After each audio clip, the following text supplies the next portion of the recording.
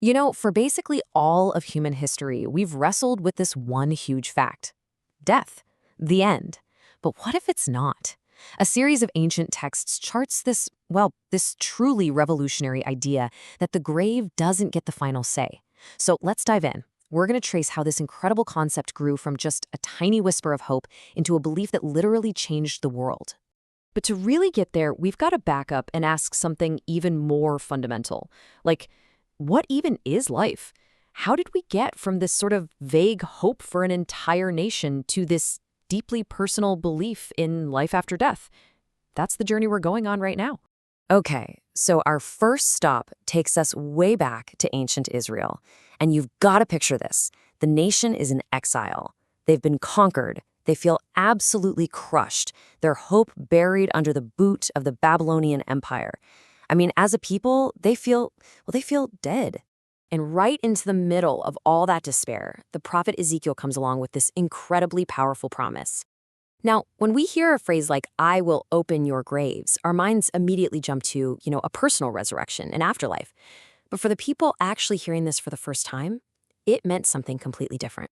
See, these tombs he was talking about, they weren't literal graves at all. It was a giant metaphor for the nation's hopelessness. The promise wasn't about individual souls flying off to heaven. It was about the nation, the people as a whole being brought back to life, restored to their land. For hundreds of years, that was the focus, the survival of the group. As for the individual, well, the idea was you went to this kind of gloomy, shadowy place called Sheol. And yeah, that was pretty much the end of the story. So what's really fascinating is that this belief didn't just appear overnight. It wasn't some single revelation. It actually developed super slowly, over centuries. You can see the shift right here. It starts as a hope for the nation back in Ezekiel's time. But then, fast forward a few hundred years to around 165 BC, during this period of intense persecution, and something new sparks. The value of the individual suddenly comes into sharp focus. So by the time of Jesus, the idea of a personal resurrection is out there, but it's still pretty new. And honestly, it's being hotly debated. All right, so we've seen the big collective picture. Now let's zoom way in. The focus shifts from a nation's despair to something way more personal. This is the cry of a single person, and they're not grappling with some foreign empire, they're grappling with their own mistakes. This psalm, wow. It perfectly captures that feeling of a spiritual death. You know that feeling, right? When you feel totally lost, just trapped by your own faults. It's this cry from the absolute bottom, and it asks a question that I think we've all felt at some point. If you, Lord, kept a record of sins, who could stand? I mean, really, if every single mistake was held against us, who could possibly make it? And the answer that develops is just brilliant.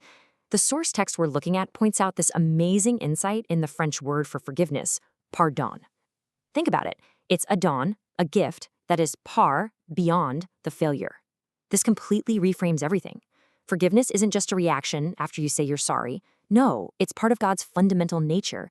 It exists before you even mess up, constantly holding out a future for you. And this is the crucial step. This hope in a forgiveness that's as certain as the sun coming up tomorrow, well, it becomes a major building block for a more personal hope. The logic starts to form. If God's care for one person is so deep that it goes beyond their worst mistakes, then maybe, just maybe, it could also go beyond their biggest final failure, death itself. Okay, this brings us to the next really big shift in this whole story. Because now, the idea of life stops being just some promise for the future. It becomes a reality, right here, right now. It's an internal thing, a battle that's fought inside every single person. So, the Apostle Paul comes along and he reaches all the way back to that ancient promise from Ezekiel. Remember, the one about God's Spirit? And Paul basically says, it's here. It's fulfilled. That spirit, that divine life force, isn't just for the nation anymore. It's available to you. It's almost like a change of owner for your life. And that raises a huge question. Who's in charge now? And Paul lays out the two options, the two paths crystal clear. First, there's living by the flesh. Now, that doesn't mean, enjoying a good meal. It means a life that's centered entirely on yourself, your ego, your desires. That path, he says, leads to death. But then there's living by the Spirit, and that's a life centered on God and on others, on love, joy, peace. And here's the kicker. Paul argues this isn't just a path to get to life someday. It is life, happening right now.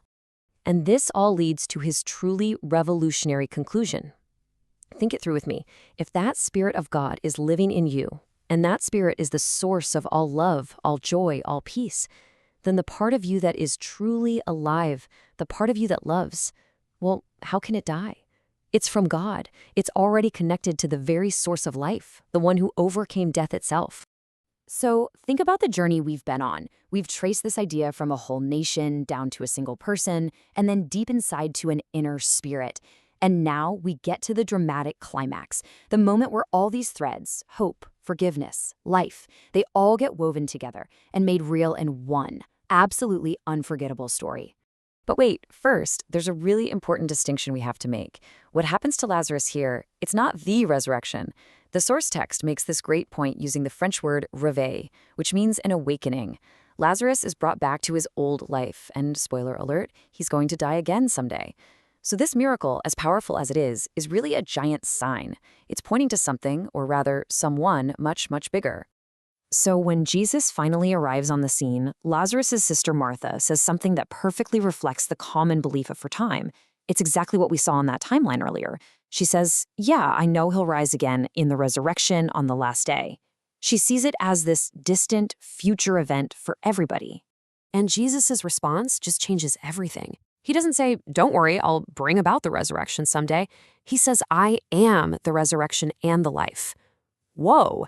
He takes this far-off concept, this abstract hope for the future, and pulls it right into the present moment. He says it's not an event, it's a person. It's him. And then the sign plays out.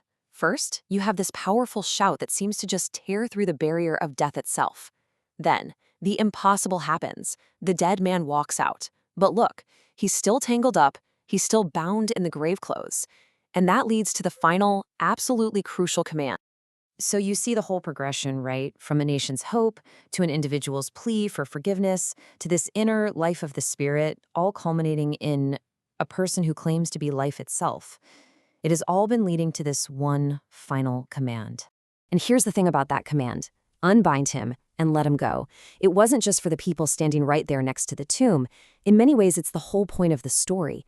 It's this call for liberation that echoes down through the centuries, and it turns this ancient narrative into a very, very present question for us.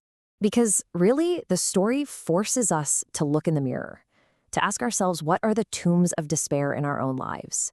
What are the grave clothes, the fears, the griefs, the failures that keep us bound up and prevent us from truly living? The final message isn't just a statement that death doesn't get the last word. It's a question aimed right at us. What is it that binds you? And what would it feel like to finally be set free?